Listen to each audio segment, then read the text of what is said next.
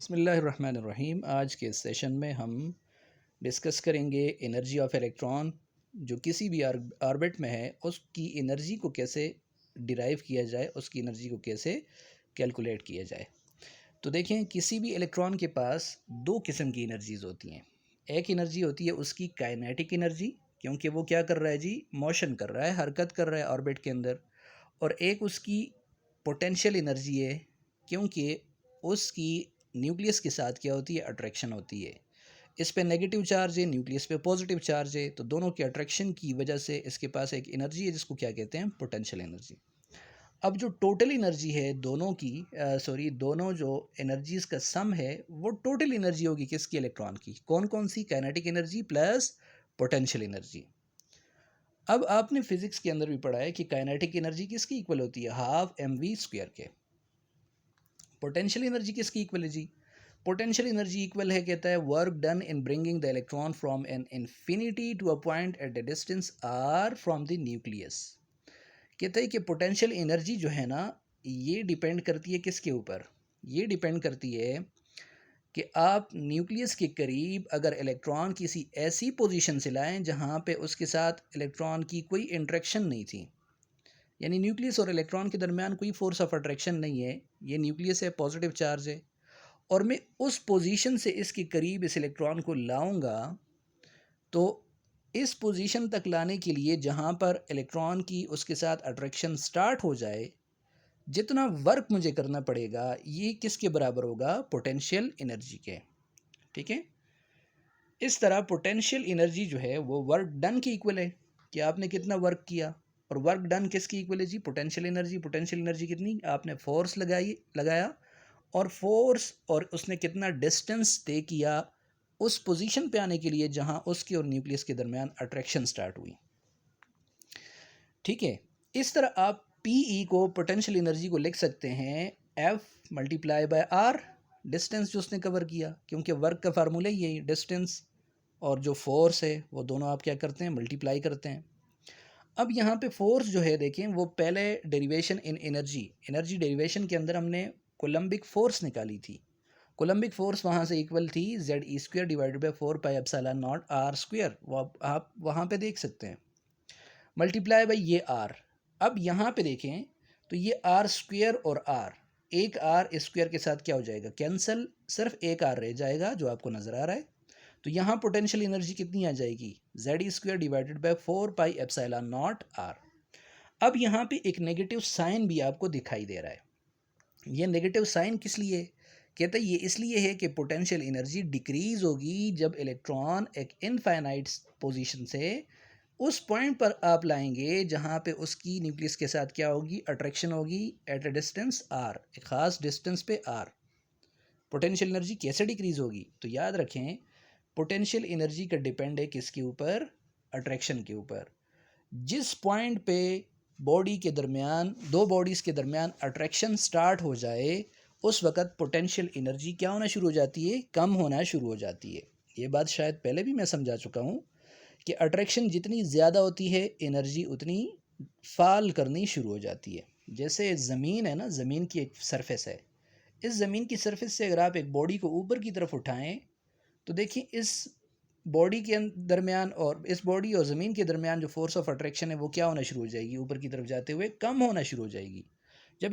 जब अट्रैक्शन कम होगी तो एनर्जी क्या होना शुरू हो जाती है, इंक्रीज़ करना शुरू करती है। और अगर आप ऊपर से नीचे की तरफ लाएं इस बॉडी को, तो ऊपर तो अट्रैक्शन कम थी, लेकिन नीचे जैसे ही सरफेस पे ये बॉडी आएगी तो यहाँ इसकी अट्रैक्शन क्या हो जाएगी, मैक्सिमम, लेकिन यहाँ पे इसकी एनर्जी क्या हो जाती है, मिनिमम।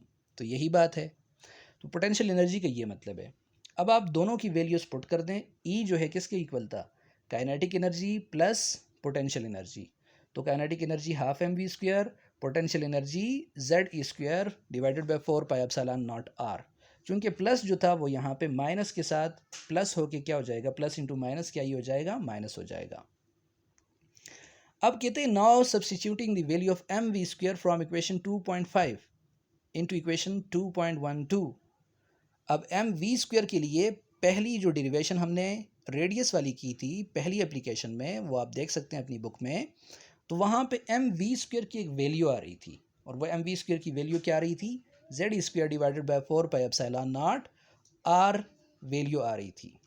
अब यहाँ पे हाफ और Z square divided by 4 pi epsilon naught r minus Z square divided by 4 pi epsilon naught r, जब आप क्या करेंगे इन दोनों को क्या कर देंगे आपस में, ये माइनस हो जाएंगे, तो ये यहाँ से आपके पास वैल्यू क्या आ जाएगी, Z E square divided by 8 pi epsilon naught r, क्या वैल्यू आ जाएगी जी, Z E square divided by 8 pi epsilon naught r. ये असल में यहाँ पे एलसीएम लिया हुआ है, 2 को मल्टीप्लाई किया है 4 के साथ, तो ये हो जाएगा 8 पाई एप्सिलॉन नॉट आर, और 8 पाई एप्सिलॉन नॉट आर और 4 पाई एप्सिलॉन नॉट आर दोनों का एलसीएम लेके जब आप दोबारा इसको लिखेंगे, मुकम्मल कैलकुलेट करेंगे, तो आपके पास वैल्यू ये आ जाएगी। ये आप अपने नोट्स में ये स्टेप्स देख सकते हैं, गालिबन 1 या 2 स्टेप्स यहाँ पे क्या किए हुए हैं, स्किप किए हुए हैं। अब आपके पास ई की वैल्यू आ जाती है। अब कहते हैं कि यहाँ पे अगर आप आर की वैल्यू 2.8 इक्वेशन से, पीछे आर की वैल्यू हमने पढ़ी है, वो अगर ला के इसमें पुट कर दें तो ई की वैल्यू क्या हो जाएगी, जेड ई पावर 4 हो जाएगी multiply by M divided by 8 epsilon naught square N square और एच स्क्वायर। यहाँ पे सिंपल क्या किया आपने, आर की वैल्यू पुट की है। अब आर की वैल्यू क्या है, तो वो आप जाके 2.8 अपनी बुक में 2.8 इक्वेशन में आप देख सकते हैं। ठीक है, मैं ज़्यादा डिटेल में नहीं जा सकता हूँ क्योंकि हम जल्दी से इसको रिवाइज कर रहे हैं। अब nth ऑर्बिट के लिए किसी भी ऑर्बिट के अंदर इलेक्ट्रॉन है तो उसकी एनर्जी कितनी होगी, उसकी एनर्जी होगी E N is equal to minus Z square E power 4 M divided by 8 epsilon naught square N square और एच स्क्वायर। यहाँ पे इसने क्या किया, अब इस इक्वेशन से इसने ये किया कि जो कांस्टेंट्स थे उन सब को एक साथ इकट्ठा कर दिया। जैसे E charge of electron constant है, मास कांस्टेंट है, 8 एप्सिलॉन नॉट कांस्टेंट है, एच भी क्या है कांस्टेंट, जेड स्क्वायर और N divided by N square ये कांस्टेंट नहीं है, इनको अलहदा कर दिया। इनको क्या कर दिया जी, अलहदा कर दिया। अब कहता है कि ये हाइड्रोजन एटम के लिए चूंकि हमें पता है एटॉमिक नंबर उसका Z1 के इक्वल है, तो हम इसको लिख सकते हैं E N is equal to, उसी तरह वही इक्वेशन और Z की जगह पे क्या लिख दिया, 1 लिख दिया। अब चूंकि ये सारे कांस्टेंट्स हैं तो जब आप इसकी वैल्यूज़ पुट करते हैं, सारी वैल्यूज़ यानी चार्ज ऑफ इलेक्ट्रॉन की वैल्यू, मास ऑफ इलेक्ट्रॉन की, एप्सिलॉन नॉट की, एच स्क्वायर की, ये मैंने आपसे कहा है कि ये वैल्यूज़ आप क्या कर लें, कांस्टेंट्स की याद कर लें। जब ये सारी वैल्यूज़ आप पुट करते हैं ना तो इस टर्म यानी ये जो है इस टर्म की आपके पास वैल्यू क्या आ जाती है, 2.18 इंटू 10⁻18 जाउल पर एटम। ठीक है, अब ये वैल्यू ला के आप किधर पुट कर दें, इसमें पुट कर दें, तो ई बाय एन की वैल्यू क्या आ जाएगी, ई बाय एन जो है ये किसकी इक्वल हो जाएगा, देखें -2.18 इंटू 10⁻18 और 1/n² अपनी जगह पे जाउल पर एटम, जाउल पर एटम। अब अगर आपने जाउल पर एटम में कैलकुलेट नहीं करना बल्कि किलो जाउल पर मोल में करना है, तो आप क्या कर लें, जाउल को किलो जाउल में कन्वर्ट करने के लिए आप क्या कर देंगे, 1000 के साथ डिवाइड कर देंगे, और एक एटम को कन्वर्ट करने के लिए, मोल में कन्वर्ट करने के लिए आप क्या कर लेंगे, 6.002 इंटू 10⁻23 उसके साथ भी क्या कर लेंगे, आप मल्टीप्लाई कर देंगे, यानी ये वैल्यू आप लिख लेंगे 6.022 इंटू 10⁻23 किसकी वजह से, एटम को से किस पे जाने के लिए, मोल में जाने के लिए, और जाउल से किलो जाउल में जाने के लिए 1000 आपने लिख लिया। खैर, जब आप कैलकुलेट करेंगे तो आपके पास ये वैल्यू आ जाती है, जब ये सारा और ये सारा आप क्या कर लेते हैं, मल्टीप्लाई कर लेते हैं, तो आपके पास वैल्यू आ जाती है -1312.36 डिवाइडेड बाय ये एन स्क्वायर और किलो जाउल पर मोल। ये वो इक्वेशन है जिससे आप किसी भी शेल के अंदर इलेक्ट्रॉन जो पड़ा हुआ है उसकी एनर्जी को आप क्या कर सकते हैं, फाइंड कर सकते हैं। देखें, इससे पहले आपने रेडियस का भी फार्मूला आखिर में बना दिया था और वो मैंने आपसे कहा था कि इसको आप क्या करें, याद रख लें, क्योंकि इसी से रेडियस वाला कोई भी प्रॉब्लम आपसे पूछा जाए आप उसको क्या कर सकते हैं, हल कर सकते हैं। तो एनर्जी के लिए ये फार्मूला है आपके पास। अगर आपसे पूछा जाए फर्स्ट शेल के अंदर एनर्जी ऑफ इलेक्ट्रॉन फाइंड करें, तो सिंपल काम क्या करें, एन की जगह पे 1 पुट कर लें। ठीक है, अगर सेकंड की पूछी जाए तो एन की जगह पे 2 पुट कर लें, थर्ड की पूछी जाए एनर्जी तो क्या पुट कर लें, 3 पुट कर लें। ठीक है, तो ये सारी बात यहाँ से है। और देखिए यहाँ पे एक प्रैक्टिस प्रॉब्लम दिया हुआ है, calculate the energy of 4th and 5th level of hydrogen atom. तो आप कैसे कैलकुलेट करेंगे? आप ऐसे कैलकुलेट करेंगे कि आप ये जो इक्वेशन है ई एन की, इसको आप इसी तरह लिख लेंगे। फोर्थ के लिए कैलकुलेट करेंगे तो E4 लिख लेंगे is equal to 1312.36 divided by क्या कर लेंगे, 4 का स्क्वायर। 4 का स्क्वायर कितना होता है 16। तो जब इस वैल्यू को आप 16 के साथ क्या करेंगे, डिवाइड करेंगे, तो आपके पास वैल्यू आ जाएगी। इसी तरह फिफ्थ के लिए आप क्या कर सकते हैं, ये मैयर कर सकते हैं, सिर्फ n की जगह पे क्या वैल्यू पुट कर दें, 5 की वैल्यू 5 वैल्यू पुट कर दें।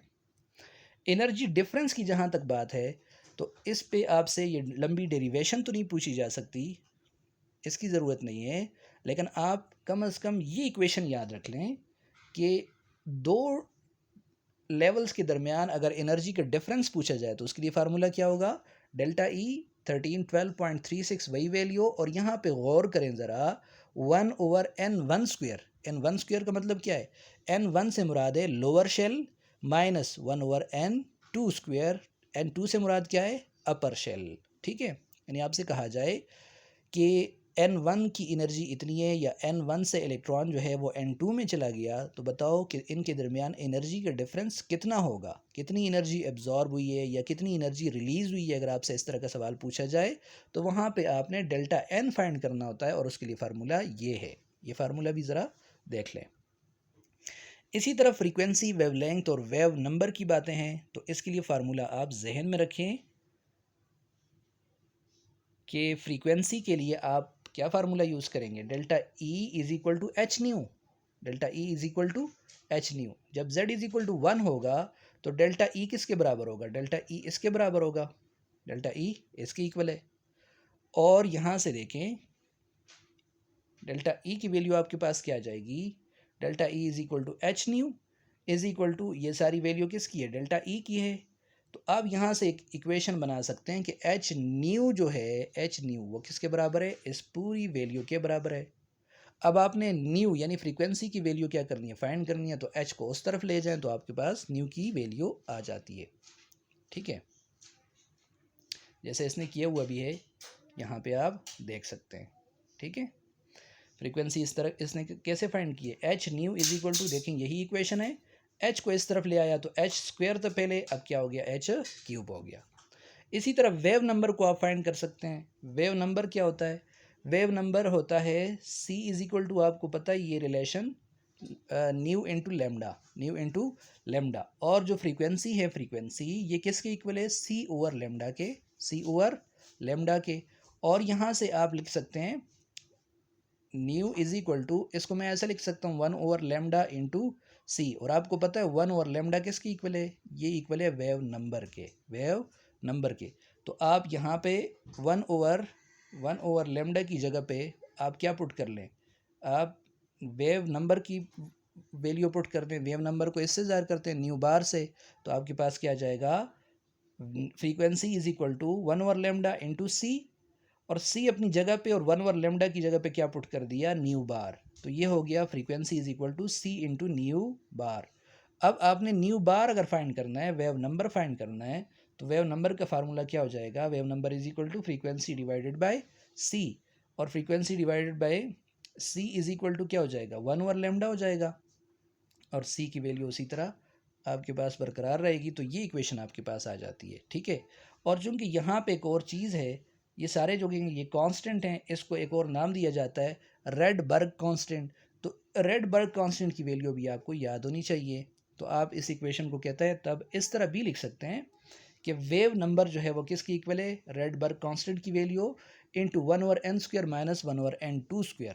तो ये जितने भी फार्मूले हैं आप इनको जहन में रखें। आप इन्हीं की मदद से क्या कर सकते हैं, इनसे रिलेटेड प्रॉब्लम्स क्या कर सकते हैं, आप सॉल्व कर सकते हैं। जैसे ये प्रैक्टिस प्रॉब्लम दिया हुआ है, तो यहाँ पे आप इस पर सोचें ज़रा कि एक हाइड्रोजन एटम के अंदर एक इलेक्ट्रॉन जंप करता है थर्ड से फर्स्ट शेल में। कहता है कि आप इसकी फ्रीक्वेंसी, वेवलेंथ को क्या कर लें, फाइंड कर लें। तो फ्रीक्वेंसी वाला फार्मूला पुट कर दें, और 1/n², n1 स्क्वायर जो था उसकी जगह पे क्या पुट कर लें आप, लोअर ऑर्बिट 1, और थर्ड ऑर्बिट जो है उसकी जगह n2 की वैल्यू की जगह पे आप किसकी वैल्यू पुट कर दें, 3 की वैल्यू 3 लिख लें। तो आपके पास फ्रीक्वेंसी और वेवलेंथ इस तरह क्या हो जाता है, फाइंड हो जाता है। लेकिन इस पे थोड़ी सी प्रैक्टिस की ज़रूरत है। अब इतना टाइम नहीं है कि मैं इसको डिटेल से लेके जाऊं, तो आप इन फार्मूलाज़ पे काम करें और आपको रेडियस रेडियस कैसे फाइंड करना है इसकी मुकम्मल डेरिवेशन आनी चाहिए और एनर्जी की मुकम्मल डेरिवेशन आनी चाहिए। कहीं अगर कोई प्रॉब्लम है तो आप क्या कर सकते हैं, पूछ सकते हैं, डिस्कस कर सकते हैं।